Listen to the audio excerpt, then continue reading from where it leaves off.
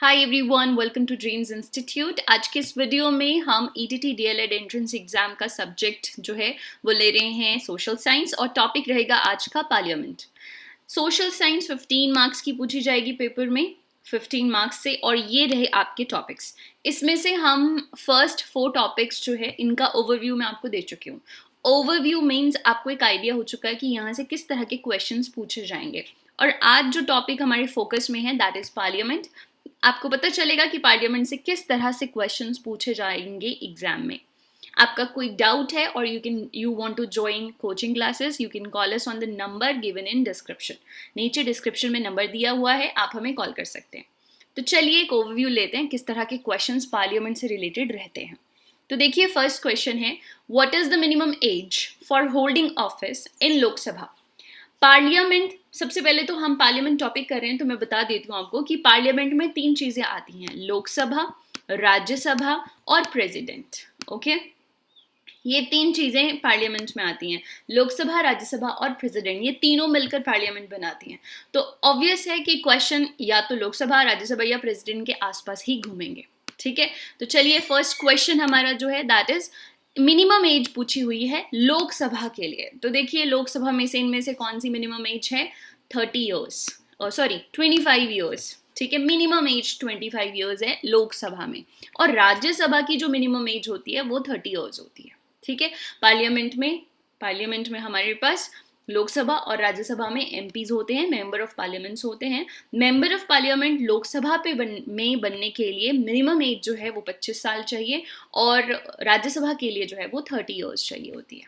चलिए अगला क्वेश्चन लेते हैं। A motion of no confidence against the government can be introduce in. आपको पता होगा नो कॉन्फिडेंस मोशन क्या होता है, जब भी किसी सरकार को गिराना होता है एक तरह से, ठीक है, तो उसे हम नो कॉन्फिडेंस मोशन कह देते हैं। या जब किसी ऑपोजिशन को लगता है कि जो सरकार है, प्रेजेंट सरकार, उसके जो मिनिस्टर्स हैं वो हो सकता है अपनी सरकार को इंटरनली सपोर्ट नहीं कर रहे हैं, तो भी वो नो कॉन्फिडेंस मोशन जो है सरकार के अगेंस्ट चलाते हैं। तो नो कॉन्फिडेंस मोशन जो है वो प्रेजेंट सरकार को गिराने के लिए होता है। So no confidence motion, question ये है कि ये जो मोशन है ये कहाँ इंट्रोड्यूस होता है, राज्यसभा में, लोकसभा में, दोनों में हो सकता है या दोनों में ही नहीं हो सकता। तो देखिए, जो नो कॉन्फिडेंस मोशन है वो हमेशा हमेशा लोकसभा में ही इंट्रोड्यूस होता है, राज्यसभा में इंट्रोड्यूस नहीं होता। तो इसका आंसर रहेगा लोकसभा। ओके, चलिए अगला क्वेश्चन है, how many sessions of Lok Sabha take place in a year. यहाँ पे पार्लियामेंट भी हो सकता था, पार्लियामेंट के जितने सेशन होते हैं उतने ही सेशन लोकसभा के भी होते हैं, उतने ही सेशन राज्यसभा के भी होते हैं। ठीक है, तो देखिए हमारे पार्लियामेंट में कितने सेशन होते हैं, 2, 3, 4 या 5।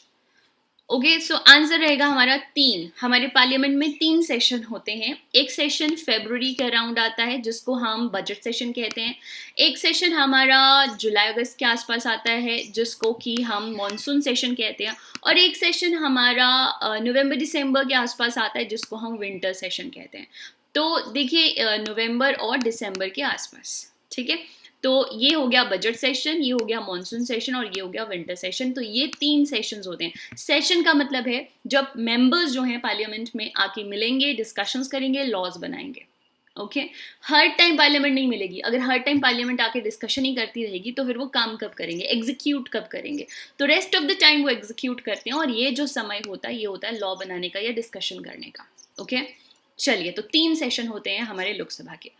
Next is which of the following are not sessions of Lok Sabha. इनमें से कौन से सेशन नहीं है लोकसभा के। तो मैंने आपको पिछले क्वेश्चन के साथ ही एक्सप्लेन कर दिया कि हमारे पास बजट सेशन होता है फेब में, मॉनसून सेशन होता है जुलाई अगस्त में, और हमारे पास विंटर सेशन होता है नवंबर दिसंबर में। समर सेशन कोई सेशन नहीं होता।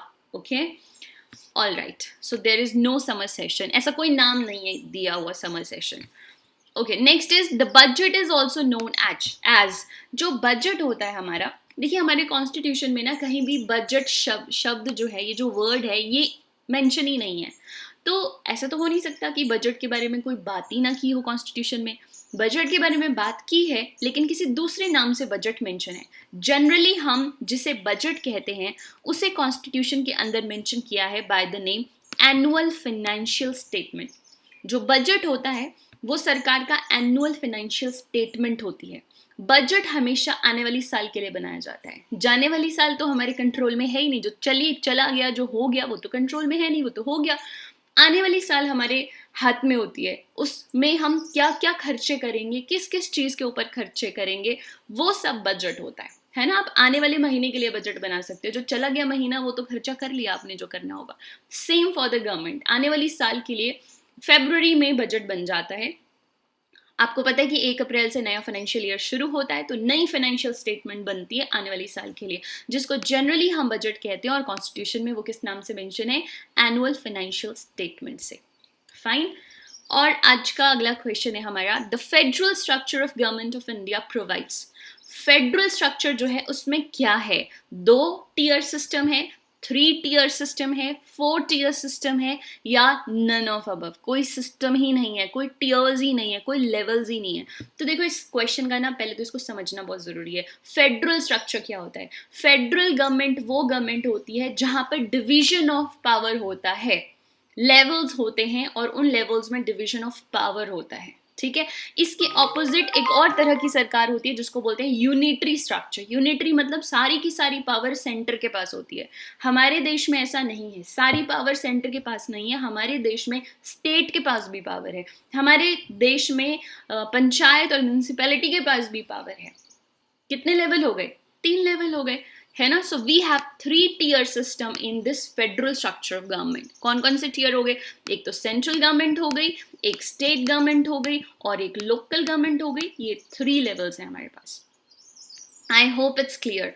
सो नाउ यू गॉट इट कि किस तरह के क्वेश्चन जो हैं वो पार्लियामेंट से रिलेटेड पूछे जा सकते हैं। Again if you have any query, आप ATT DLED का एंट्रेंस एग्जाम दे रहे हैं और आपकी कोई भी इंक्वायरी है, you can call us on the number 7301000089। Number जो है वो डिस्क्रिप्शन में भी दिया हुआ है, हमारी एप्लीकेशन का लिंक भी डिस्क्रिप्शन में है, you can download the application also. अगर आपका कोई डाउट है आप कमेंट सेक्शन में भी लिख सकते हो, I will revert each doubt of yours. Thank you so much and stay tuned.